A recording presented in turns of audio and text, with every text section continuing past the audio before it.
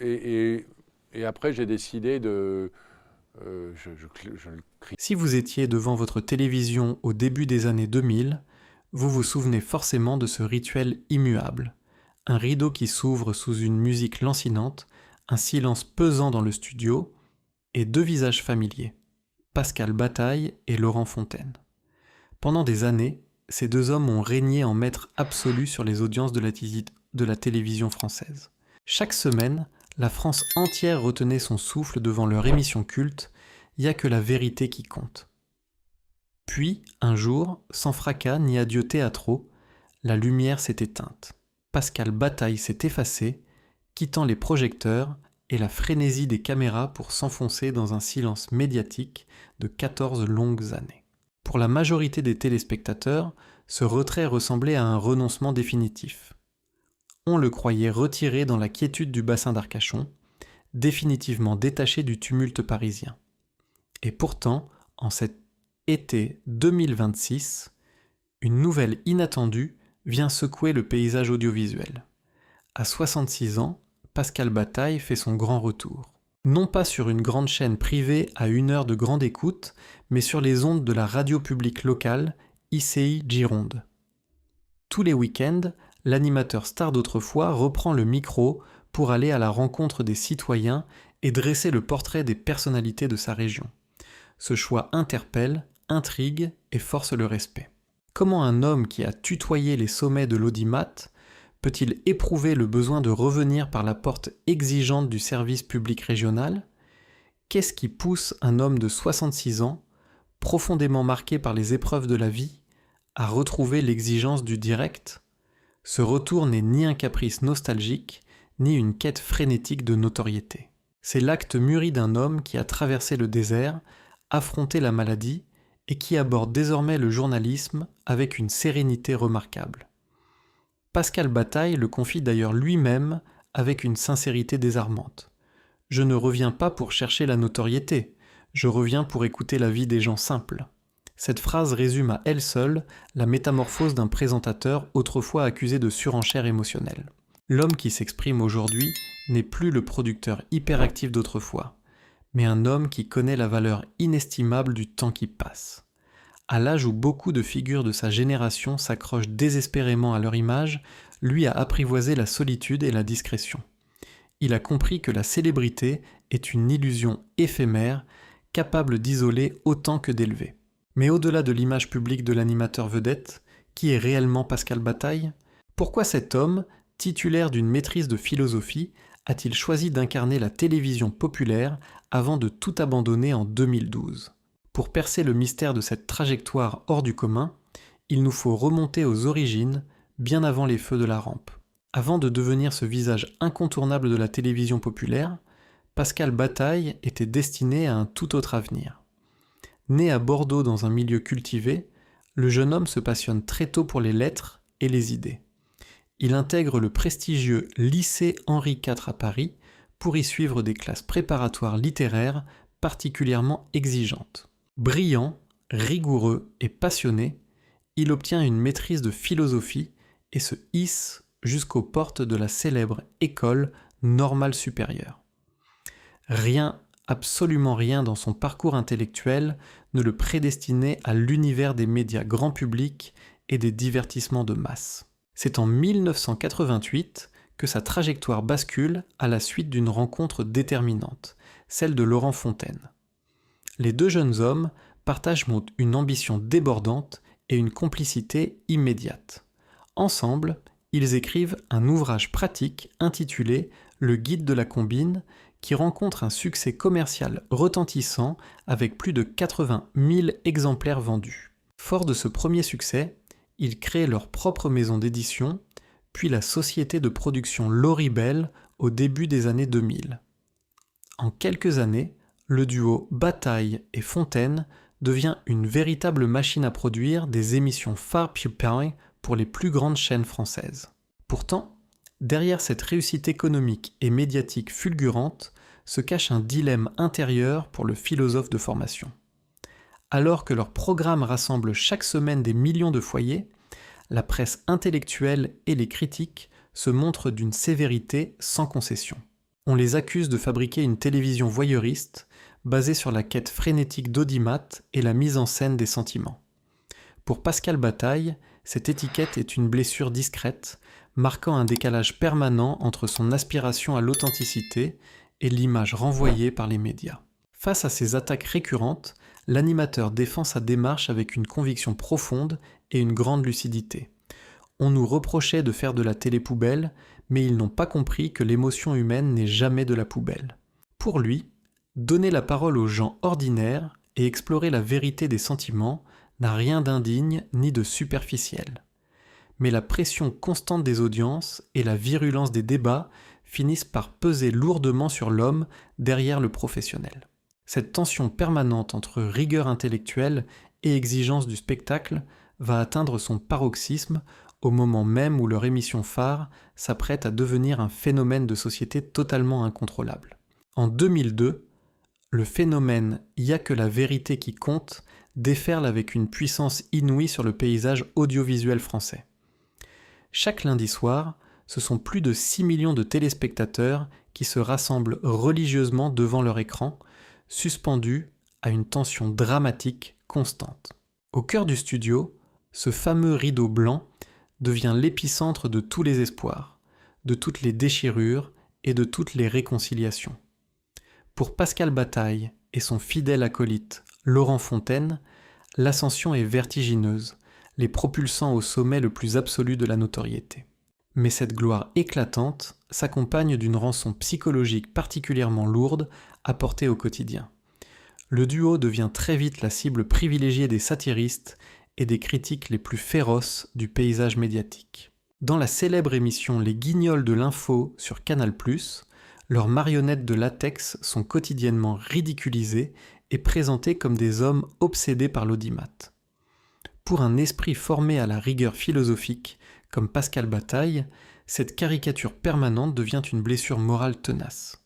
L'exposition médiatique ininterrompue finit par transformer sa vie en une cage dorée mais étouffante. L'animateur réalise peu à peu que la frénésie des tournages et la quête permanente d'audience grignotent sa liberté d'être lui-même. Chaque semaine, il doit arborer le sourire d'un homme de télévision accompli, alors même que la fatigue psychologique s'accumule dangereusement dans l'ombre des coulisses. Le rythme imposé par l'industrie audiovisuelle menace d'user inexorablement son équilibre intérieur.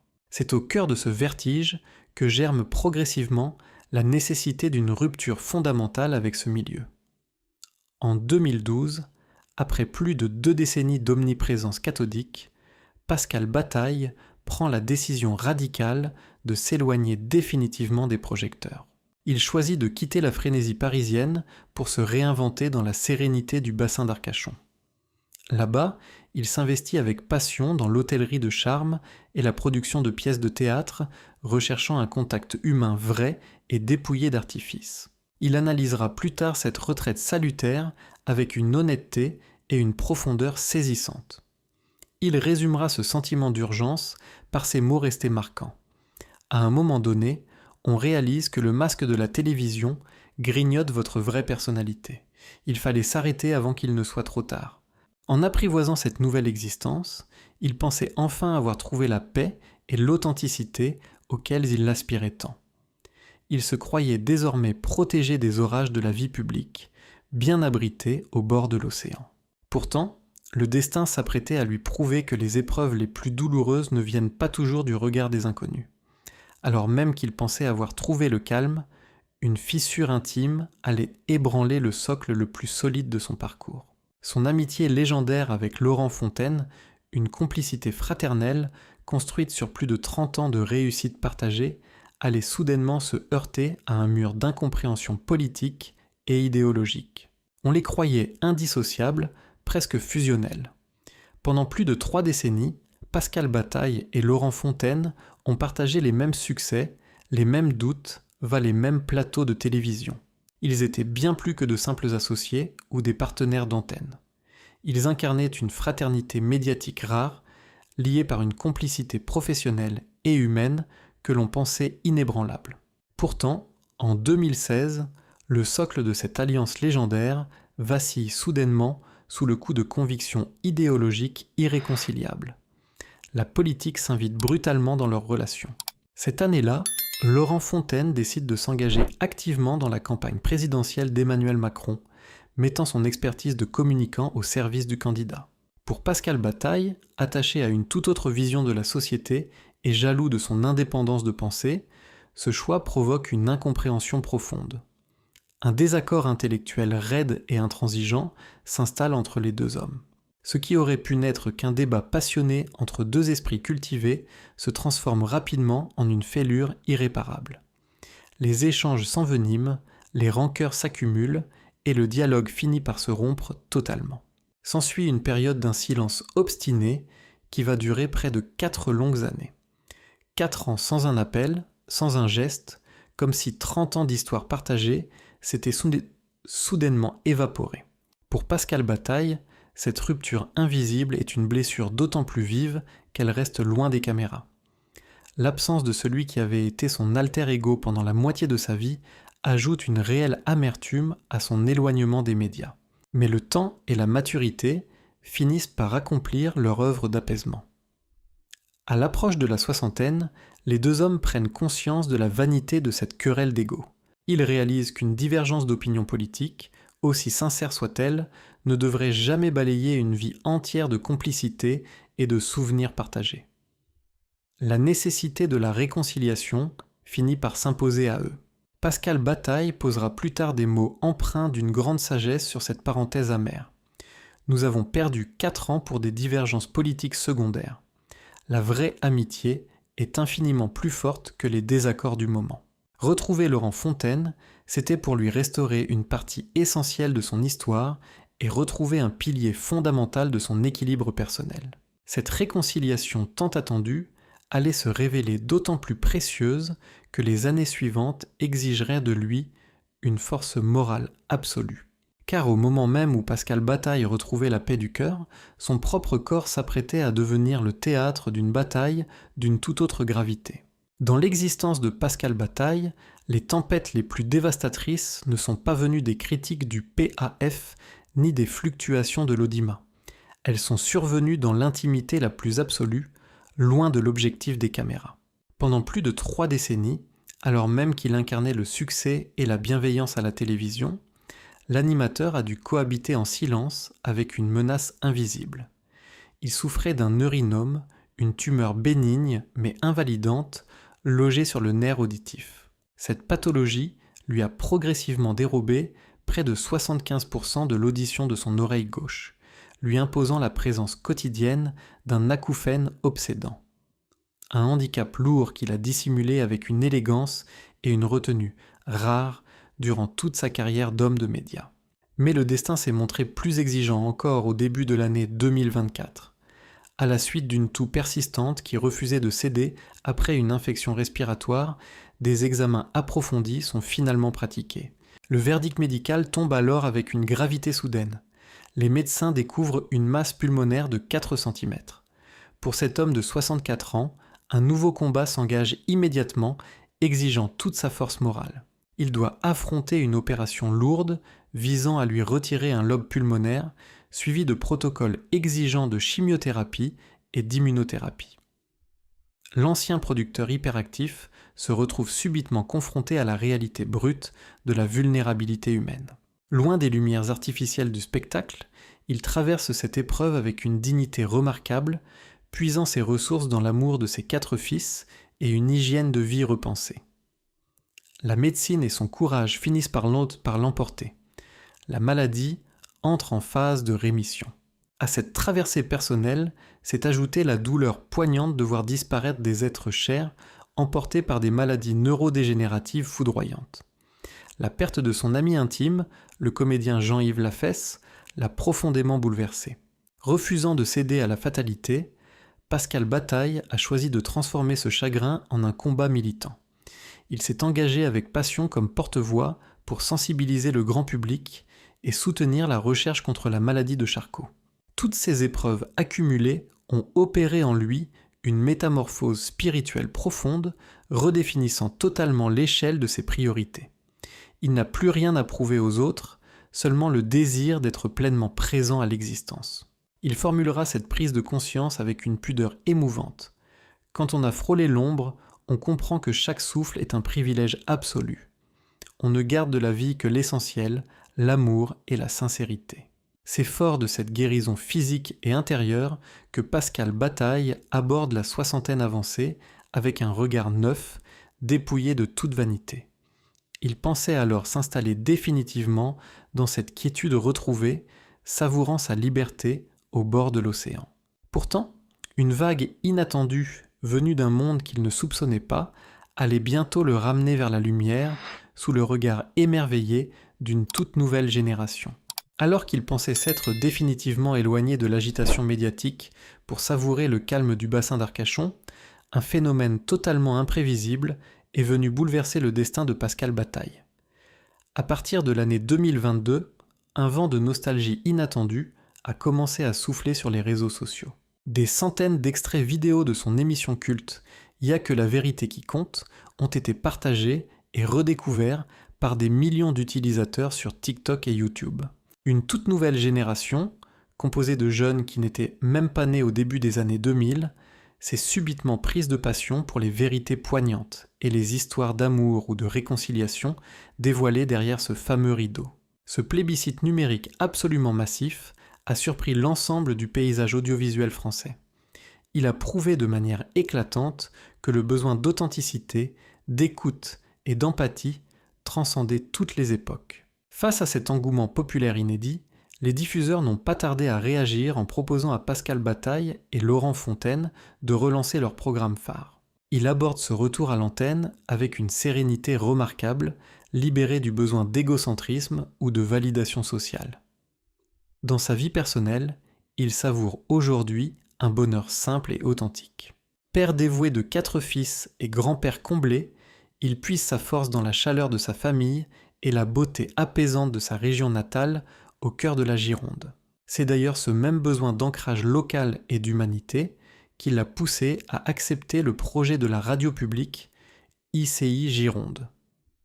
Chaque week-end, loin du strass des studios parisiens, il prend le micro pour aller directement chez l'habitant à la rencontre de personnalités locales et de héros du quotidien.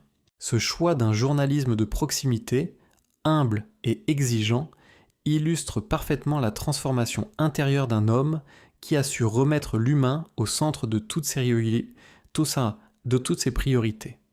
Il ne cherche plus à créer le spectacle, mais à offrir un espace d'écoute sincère à ceux qu'on n'entend jamais.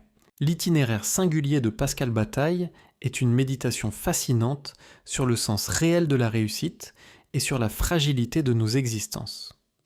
Son parcours nous démontre que le véritable courage ne réside pas dans l'accumulation des succès ou dans le maintien obstiné d'une image publique. Il réside plutôt dans la capacité à s'éloigner des projecteurs lorsque l'âme s'épuise, à affronter la maladie avec dignité, à pardonner les différends fraternels et à transformer les blessures personnelles en combat collectif pour les autres. Connaître l'ivresse des sommets de l'audimat, subir la sévérité des critiques, traverser l'épreuve de l'isolement, guérir d'un cancer du poumon et s'engager pour la recherche contre la maladie de Charcot, sa trajectoire d'homme et de journaliste nous offre une magistrale leçon de résilience. Aujourd'hui, alors que notre société nous incite constamment à la surconsommation d'images et à la quête frénétique d'une notoriété éphémère, le parcours de cet homme résonne comme une invitation salutaire à l'introspection et au discernement. Devant un tel cheminement de vie, façonné par les triomphes éclatants et la traversée de sombres tempêtes, une question essentielle se pose à chacun d'entre nous. Si vous vous trouviez au carrefour de votre existence, confronté au choix entre la lumière aveuglante d'un succès superficiel et la paix intérieure d'une vie réalignée sur ce qui compte vraiment, auriez-vous la sagesse et la force de lâcher prise comme a su le faire Pascal Bataille ? Si cette analyse consacrée à l'un des visages les plus marquants de la télévision française vous a apporté un éclairage enrichissant, n'hésitez pas à partager vos impressions. Laissez votre sentiment dans l'espace des commentaires ci-dessous, aimez la vidéo et partagez-la auprès de ceux qui partagent votre passion pour les grands récits de notre époque. N'oubliez pas de vous abonner à la chaîne pour accompagner nos prochaines explorations documentaires. Merci pour votre précieuse fidélité et à très bientôt pour une nouvelle Histoire Belle Histoire.